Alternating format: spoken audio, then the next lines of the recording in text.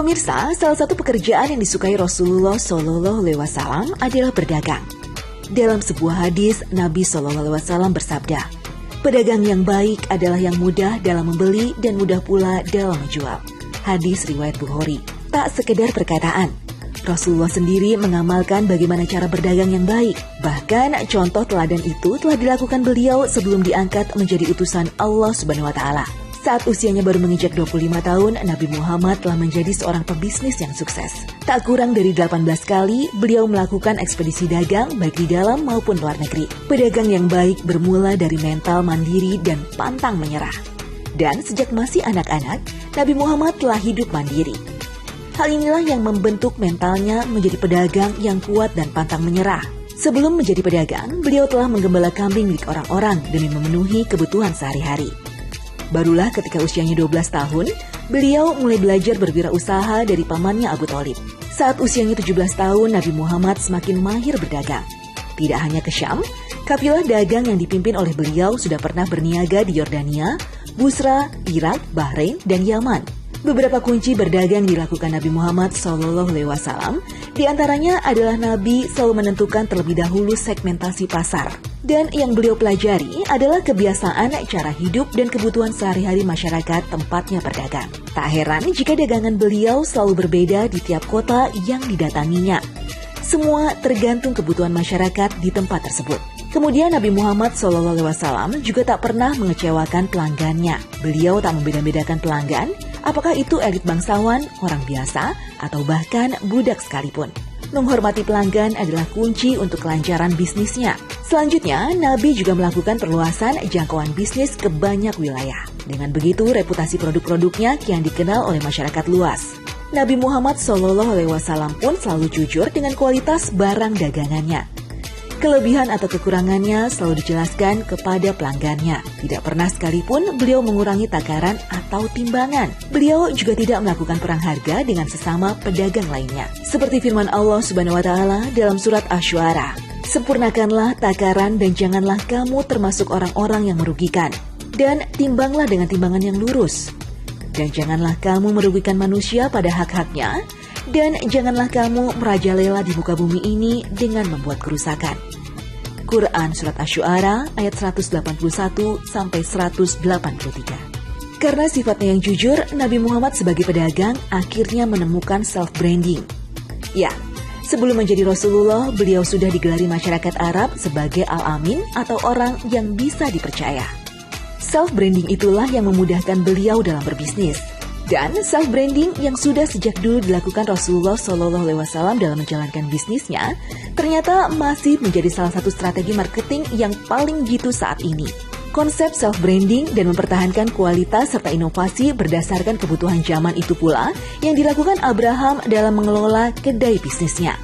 Tak heran jika kedai martabak ini masih langgeng berdiri meski sudah berusia 40 tahun. Saya kan udah ada makanan semua yang ada di depan saya, tapi saya juga udah ada ditemenin sama Kok Abraham. Gila kokoh aja. Cerita dong, cerita ini kenapa sih namanya kok Bandung Raya gitu? Martabaknya sebenarnya kan martabak Bangka. Ini gimana alasannya? Ini pertamanya resepnya dari Bandung. Oke. Terus kedua dulu karena namanya ke Bandung. Ya karena ada penyesuaian merek nama, kalau nggak boleh bahasa asing. Nah ini diganti dengan nama Bandung Raya. Bandung Raya. Bicara soal harga, martabak di sini ditawarkan dengan harga yang bervariasi, tergantung ukuran, jumlah telur, isian, dan topping untuk martabak manisnya. Ada harga, ada pula rasa. Maka tak heran kalau harga yang ditawarkan sepadan dengan rasa yang ada.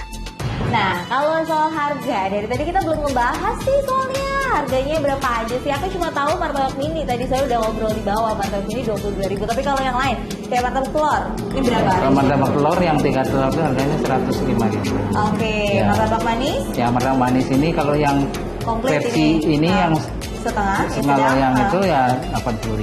Oke, jadi kalau sebenarnya 1 loyang ada 100. Worth it lah ya. Martabak yang dijual di tempat ini memang tersedia dengan beragam ukuran, mulai dari ukuran mini hingga besar. Nah, sedikit saran dari saya jika ingin membeli martabak ataupun makanan lainnya. Dalam hal ini sebaiknya kita memilih sesuai porsi kemampuan makan kita, jangan hanya karena lapar mata. Jika ingin membeli martabak untuk dikonsumsi bersama, maka silahkan pilih yang porsi besar. Namun jika untuk sendiri, pilih dalam porsi yang wajar, karena Allah tidak menyukai yang berlebih-lebihan. Makan dan minumlah kalian dan janganlah kalian berlebih-lebihan. Sesungguhnya Allah tidak menyukai orang-orang yang berlebih-lebihan. Quran Surat Al-A'raf ayat 31. Dan sebelum makan, sebaiknya ambil sedikit demi sedikit sesuai porsi yang dibutuhkan. Jika ada makanan bersisa dan masih dalam kondisi layak untuk dimakan, sebaiknya kita berikan kepada orang yang membutuhkannya. Dan berikanlah kepada keluarga-keluarga yang dekat akan haknya, kepada orang miskin dan orang yang dalam perjalanan. Dan janganlah kamu menghambur-hamburkan hartamu secara boros. Sesungguhnya orang-orang yang pemboros itu adalah saudara-saudara syaitan, dan syaitan itu sangat ingkar kepada Tuhannya.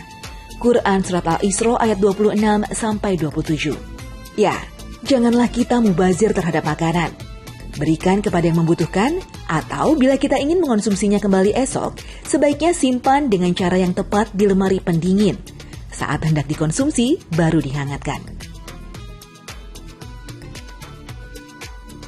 Sekarang, nih saya mau cobain satu-satu nih kok. Boleh ya kok? Boleh. Boleh lah pasti. Ini saya mau cobain si martabak telurnya. Langsung kita cocol pakai sausnya.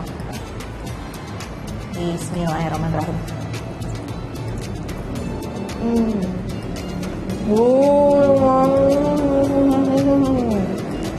Wah, ini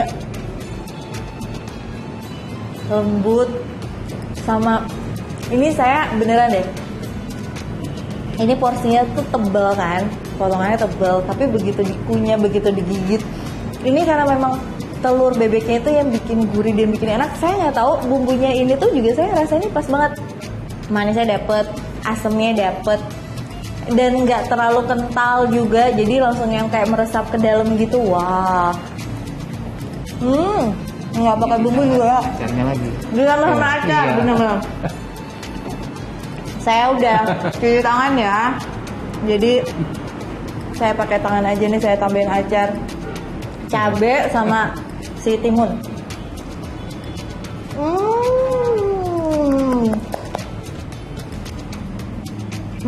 Juara. Ini saya pakainya kan tadi telur bebeknya 3. Sebenarnya semakin banyak telur bebeknya tuh rasanya tuh akan lebih ke gurih atau apa sih perbedaannya? Ya lebih gurih, lebih berasa aja kalau telur bebek itu. Ya jadi karena ini sebetul kalau telur bebek itu kalau pada umumnya orang bilang agak amis. Cuma kita dengan dagingnya kita olah dengan bumbu rendang gitu, jadi cocok sekali, jadi lebih berasa. Iya, gitu. pantesan menurut saya ini kenapa dagingnya beda. Tapi dari tahun 81 sampai dengan sekarang tahun 2021. Dulu inget gak harga pertama kali jualan berapa? Pertama kali itu 3.500. Serius? Wah, aduh. 3.500 untuk ukuran yang paling besar. Iya. Wah. Cuma jual satu topping aja. Topping pertama dulu apa? Iya. Topping satu topping aja kan. Yang dulu- klasik gitu, kacang coklat wijen gitu aja. 3.500 sampai sekarang jadi 100 ribuan. Wow. Sekarang saya jadi pengen nyobain nih martabak manisnya. Lihat ya. Ini potongannya udah emang lumayan tebel banget. Saya sengaja pilihnya ukurannya sedang aja, biar saya bisa nikmatin sendirian, tapi ini juga nggak buang-buang, jadi nggak mau bazir. Koko liatin saya makan dulu ya. Oke. Bismillahirrahmanirrahim.